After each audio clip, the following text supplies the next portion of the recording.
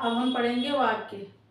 इससे पहले हमने वर्ण पढ़े, वर्ण के भेद पढ़े, फिर शब्द पढ़े, फिर शब्द के भेद पढ़े, शब्द के बाद आता है वाक्य। क्योंकि हिंदी व्याकरण की जो स्टार्टिंग है, जो शुरुआत है, वो वर्ण से ही शुरू है। ठीक है, वर्ण से ही शुरू करते हैं हम, क अ, फिर हम वर्ण से शब्द पे आ जाते हैं। और शब्द भी हमने पढ़ चुके हैं हम शब्द। हमें पता है कि दो वर्णों का मतलब वर्णों का सार्थक मेल शब्द कहलाता है। सार्थक मतलब जिसका कोई अर्थ निकले। दो वर्ण भी हो सकते हैं, तीन भी हो सकते हैं। क म ल, कमल शब्द है ये। अब ऐसे ही जैसे घ र, घर शब्द है। वर्ण सबको पता है, जो अकेला है वो वर्ण है। ठीक है, ये वर्ण हो गया। पहले हमने वर्ण सीखा, वर्ण के भेद सीखे, फिर हमने शब्द सीखे। अब हम क्या सीखेंगे? अब हम वाक्य सीखेंगे। सबसे पहले हमें पता होना चाहिए वाक्य किसे कहते हैं। अब देखो, जैसे हमने लिखा कमला बाजार गई। ठीक है, कमला जो है संज्ञा है, शब्द है। बाजार जो है शब्द है। गई भी शब्द है। लेकिन हमने इसको क्या बना दिया? एक साथ लिख दे। इसलिए शब्दों का सार्थक और व्यवस्थित क्रम वाक्य कहलाता है। व्यवस्था से भी होना चाहिए, नहीं कमला गई या गई कमला, ऐसे नहीं होगा। इसको हम एक क्रम से लिखेंगे, इसको हम सीक्वेंस से लिखेंगे। तो वर्णों का सार्थक मेल शब्द कहलाया, और शब्दों का सार्थक और व्यवस्थित क्रम वाक्य कहलाया। अब वाक्य में भी हमारे पास ये है कि रचना के आधार पर वाक्य के कितने भेद हैं और अर्थ के आधार पर वाक्य के कितने भेद हैं। सबसे पहले ये देखना कि वाक्य के खुद कितने भेद हैं। और वाक्य के हैं दो भेद। पहला हम बोलेंगे अर्थ के आधार पर। जैसे हमने शब्दों के भेद पढ़े, ऐसे ही हमने वाक्य के भेद भी पढ़ने हैं। पहला हमने बोला शब्द अर्थ के आधार पर, और दूसरा हमने बोला रचना के आधार पर। अगर हमसे खाली ये पूछ रहे हैं कि वाक्य के कितने भेद होते हैं, तो हम दो बोल देंगे। वाक्य के दो भेद होते हैं। दो भेद कौन कौन से होते हैं? अर्थ के आधार पर, रचना के आधार पर। अब ये देखना है कि अर्थ के आधार पर कौन कौन से हैं। ठीक है, वाक्य क्लियर है कि वाक्य कहते किसे हैं। अब देखो, अर्थ के आधार पर पहला है विधानवाचक वाक्य, दूसरा है निषेधवाचक, तीसरा है प्रश्नवाचक, संकेतवाचक, संदेहवाचक, इच्छावाचक, आज्ञावाचक, विस्मयादिवाचक। कैसे पहचानोगे? एक उद्देश्य एक विधेय है विधानवाचक वाक्य में। तो साधारण वाक्य भी जिसको हम बोलते हैं कि मोहन भोजन करता है, आप इसको देख के समझ जाओगे साधारण वाक्य है। मोहन भोजन करता है, एक उद्देश्य एक विधेय, साधारण वाक्य है। तो इसे कहेंगे विधानवाचक। कमला घर जा रही है, मोहन घर जा रहा है, सोहन पत्र लिखता है, रमा खाना खाती है, माताजी भोजन बनाती है। ये सब साधारण वाक्य हैं जिनको हम विधानवाचक वाक्य कहेंगे। अब निषेधवाचक वाचक, इसमें क्या आएगा? इसमें आएगा मोनिका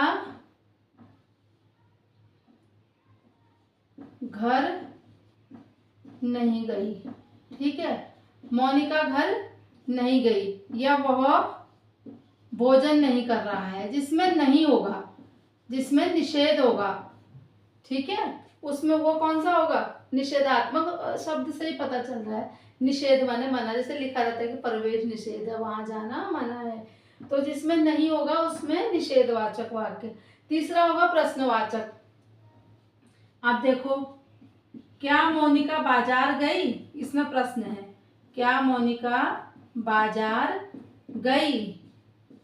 जिसमें प्रश्न होगा उसमें प्रश्नवाचक वाक्य।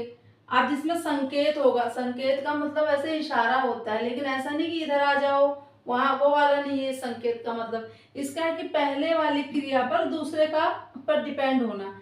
जैसे यदि तुम परिश्रम करोगे, यदि तुम परिश्रम करोगे, क्या करोगे? परिश्रम करोगे तो अवश्य सफल हो जाओगे।